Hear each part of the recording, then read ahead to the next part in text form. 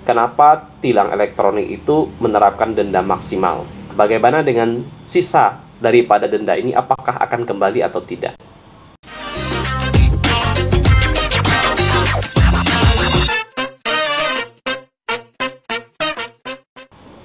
Assalamualaikum warahmatullahi wabarakatuh. Halo, salam Sobat Ram. Berjumpa lagi bersama saya Roy Alminfa, tentunya di Ruang Advokat Menjawab. Dan hari ini saya kembali menyapa Sobat Ram semua karena beberapa kesibukan, dan alhamdulillah kembali lagi bisa hadir untuk berbagi informasi dan insya Allah nanti bermanfaat bagi Sobat Ram semua. Adapun topik diskusi kita kali ini adalah mengenai tilang elektronik. Karena banyak Sobat Ram yang bertanya kepada saya, kenapa tilang elektronik itu menerapkan denda maksimal? Nah, bagaimana dengan sisa daripada denda ini, apakah akan kembali atau tidak? Jadi kita akan membahas topik ini, dan sebelumnya jangan lupa untuk dukung channel kami dengan cara subscribe, like, dan share video kami, serta nyalakan loncengnya agar mendapatkan informasi terbaru dari kami di Ruang Advokat Menjawab. Nah, terkait dengan tilang elektronik atau juga yang kita kenal dengan e-tilang, merupakan program kerja 100 hari daripada Kapolri Jenderal Polisi Listio Sigit Prabowo yang mana dilantik oleh Presiden Jokowi pada 27 Januari tahun 2021 lalu. Dengan adanya penerapan tilang elektronik ini dapat mencegah penyalahgunaan wewenang polisi lalu lintas khususnya untuk menegakkan hukum secara transparan dengan memanfaatkan khususnya teknologi informasi. Karena banyak oknum nakal, ya sebelum ada tilang elektronik ini, yang suka makan uang haram, yang meminta upeti atau bayar di tempat ketika ditilang. Mungkin Sobat Ram juga banyak yang kesal, banyaknya oknum yang mencari-cari kesalahan, terkadang kala dengan alasan melanggar lampu lalu lintas, padahal tidak pernah terjadi. Atau juga misalkan dengan cara-cara mencari celah-celahnya kendaraan yang seolah-olah misalkan helm tidak sesuai standar, padahal sudah sesuai standar. Kemudian juga knalpotnya, mungkin Sobat Ram merasa kesal dengan oknum ini yang sengaja mencari-cari kesalahan untuk mendapatkan uang haram untuk ditilang, kemudian terjadilah transaksi bayar di tempat. Nah, ini yang jadi masalah. Lalu dengan adanya program e-tilang ini, setidak-tidaknya mengurangi tindakan-tindakan oknum nakal ini. Itulah positifnya. Akan tetapi, banyak Sobat Ram yang berkeluh dengan penerapan e-tilang ini. Kenapa? Karena adanya denda maksimal. Misalkan, tidak menggunakan helm, denda maksimal 250. Sedangkan, ya, kalau bayar di tempat, ya mungkin 100.000 sudah selesai. Sehingga Sobat Ram merasa agak sungkan juga menggunakan sistem e-tilang ini karena faktor ini. Nah, ini yang perlu digarisbawahi, bahwa bayar denda maksimal itu bukan berarti akan dikenakan denda maksimal. Nanti akan ada putusan hakim atau putusan tilangnya berapa oleh pengadilan, maka itulah yang akan dibayar.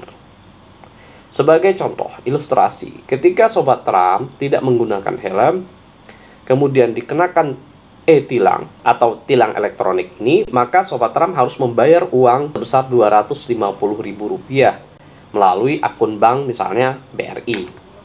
Nah, setelah Sobat Ram menerima itu nanti, tinggal menunggu jadwal sidangnya kapan. Setelah jadwal sidang keluar dan hasil putusannya menyatakan harus membayar Rp50.000, maka Sobat Ram memiliki kelebihan sebesar Rp200.000. Dan itu Sobat Ram harus ambil kembali uang itu dengan syarat. Nah, ini yang perlu saya kasih tahu. Syaratnya adalah yang melanggar harus datang ke Kejaksaan Negeri setempat untuk mendapatkan surat keterangan titipan tilang. Setelah itu nanti datang ke Bank BRI dengan membawa slip transfernya, kemudian bukti putusan pengadilannya, serta surat identitas Sobat Ram. Setelah itu nanti barulah uang akan dicairkan oleh petugas. Nah, itu penjelasan mengenai denda maksimal. Jadi, pengambilan uang sisa daripada tilang itu harus diambil oleh Sobat Ram yang melanggar, tidak boleh diwakilkan. Nah, perlu diingat juga, banyak Sobat Ram yang tidak mengambil uang sisa tilang ini, sehingga uang ini akan menjadi uang tidak bertuan. Dan bahkan informasi yang saya baca ya beberapa artikel itu, bahkan miliaran rupiah mengendap di Bank BRI. nanti kalau ada oknum-oknum nakal, uang ini juga akan berbahaya nantinya kalau tidak diambil.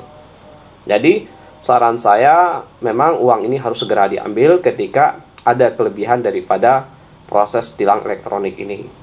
Dan satu yang sangat disayangkan sekali, proses pengambilannya ini masih manual. Jadi sistemnya saya rasa masih banyak yang harus diperbaiki.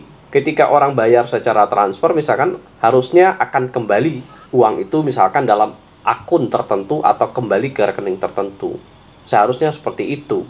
Karena kalau tidak demikian, ya tentu masyarakat umum yang pelanggar ini akan merasa kesulitan juga untuk mengambil uang ini, sehingga akan menjadi masalah sendiri. Jadi bukannya efisiensi, justru ini juga akan merugikan masyarakat. Jadi ini koreksi untuk saya, bagaimana sistem e-tilang ini diperbaiki lagi. Misalkan dengan tilangnya ini melalui pembayaran menggunakan akun tertentu, dan ketika putusannya lebih rendah, maka uang itu otomatis kembali, sehingga masyarakat tidak akan dirugikan. Dan saya rasa seluruh masyarakat akan banyak menerima tilang elektronik.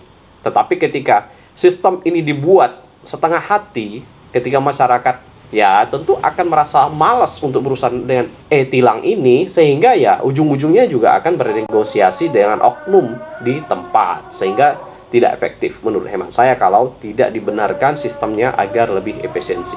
Itu saran saya. Semoga video ini bermanfaat. Terima kasih. Assalamualaikum warahmatullahi wabarakatuh. Salam Sobat Ram.